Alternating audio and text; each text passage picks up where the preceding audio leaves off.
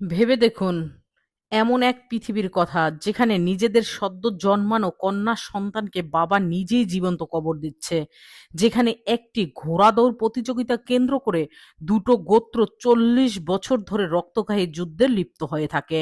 হ্যাঁ, আজ থেকে প্রায় 1500 বছর আগের আরবের কথা বলছি, যাকে ইতিহাসের সবচেয়ে অন্ধকার যুগ বা আইয়ামে জাহিলিয়ার যুগ বলা হয়। আজ আমি তাই জানাবো আপনাদেরকে। কিন্তু কেমন ছিল সেই অন্ধকার সমাজ? কিভাবে সেখান থেকে মক্কার মরুভূমিতে জ্বলে উঠল মানবতার এক নতুন আলো? আজকের ভিডিওতে আমরা সিনেমার মতো নিখুঁতভাবে জানাবো নবীজির জন্মের আগে এই আরবের অবস্থা কিরূপ ছিল। আজকের এই জার্নিতে আপনি এমন কিছু সত্য জানতে পারবেন যা হয়তো আগে কখনো শোনেননি। চলুন ফিরে যাই 570 খ্রিস্টাব্দের সেই আরবের মরুভূমিতে। বর্তমানে আজকের যুগে আমাদের দেশে সরকার আছে, কিন্তু তৎকালীন আরবে কোনো কেন্দ্রীয় শাসক ব্যবস্থা ছিল না। পুরো আরব নিয়ন্ত্রণ হতো গোত্র বা বংশের মাধ্যমে। যার শক্তি বেশি, আইন ছিল তারই পকেটে, তার পক্ষেই আইন চলতো। এক গোত্রের কেউ অন্য গোত্রের কাউকে আঘাত করলে পুরো গোত্র যুদ্ধে নেমে যেত। আপনারা কি জানেন, দাশেশ ও গাবরা নামক দুটি ঘোড়ার দৌড় প্রতিযোগিতায় কে প্রথম হয়েছে? এই সামান্য অজুহাতে আরবে 40 বছর ধরে যুদ্ধ চলেছিল। হাজার হাজার মানুষ এই যুদ্ধে মারা গিয়েছিল।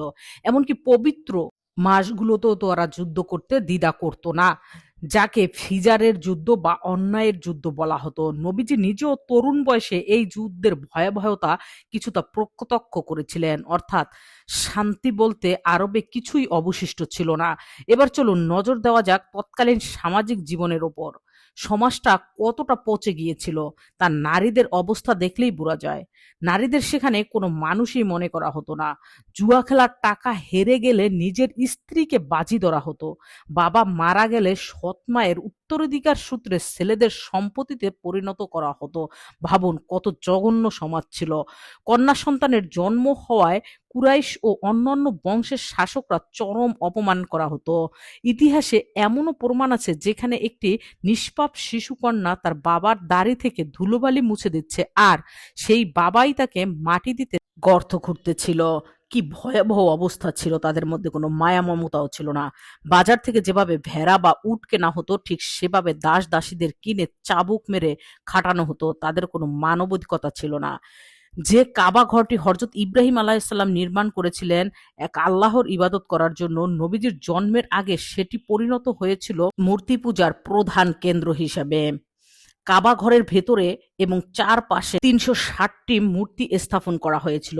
বছরের প্রতিটা দিনের জন্য আলাদা আলাদা মূর্তি, আত, মানাত, উজ্জা এবং হোবাল ছিল তাদের প্রধান দেবতা। কত জঘন্য সমাজ ছিল। আরবরা উলঙ্গ হয়ে কাবার ঘর তাওয়াফ করত এবং শীষ ও তালি বাজিয়ে ইবাদত করত। কোনো গুরুত্বপূর্ণ কাজ করার আগে তারা মূর্তির সামনে ভাগ্য নির্ধারণকারী তীর নিক্ষেপ করত। তীর যেদিকে ইশারা করত তারা সেটাই করত। যুক্তি বা বুদ্ধির কোনো স্থান তাদের ছিল না। তারা সম্পূর্ণই মূর্তি পূজায় মগ্ন ছিল। ধর্ম ও সমাজের মতো অর্থনীতিতেও ছিল চরম বিশৃঙ্খলা। সুদের ব্যবসা ছিল আরবের মূল চালিকা শক্তি। ঋণগ্রস্ত ব্যক্তি টাকা দিতে না পারলে তাকে এবং তার সন্তানদের দাস বানিয়ে ফেলা হতো। ডাকাতি বা কাফেলা লুট করাকে তারা বীরত্বের কাজ বলে মনে করত। কি অবস্থা ছিল তখনকার সমাজ, ভেবে দেখেছেন? আরবরা চরম অন্ধকার যুগে বাস করলেও তাদের কিছু চমৎকার বৈশিষ্ট্য ছিল। যেমন তারা অতিথিকে নিজেদের জীবন দিয়েও রক্ষা করত এবং সম্মান করত। তাদের স্মারক শক্তি ও কাব্যচর্চার যোগ্যতা ছিল অসাধারণ। বছরের নির্দিষ্ট সময়ে ওকাস মেলা হতো, যেখানে আরবের কবিরা কবিতা প্রতিযোগিতায় অংশ নিতেন, আর এই গুণগুলোই পরবর্তীতে ইসলামের বাণী ছড়িয়ে দিতে বিশাল ভূমিকা রেখেছিল। এটা ইসলামের জন্য অনেক গুরুত্বপূর্ণ বিষয় ছিল। রাজনীতিতে মারামারি, সমাজের নারীর অবমাননা, ধর্মে মূর্তি পূজা আর অর্থনীতিতে সুদের শোষণ। আরব যখন ধ্বংসের একদম শেষ প্রান্তে দাঁড়িয়ে, ঠিক তখনই পৃথিবীকে বাঁচাতে মেঘ কেটে সূর্যের মতো আগমন ঘটল এক মহাপুরুষের।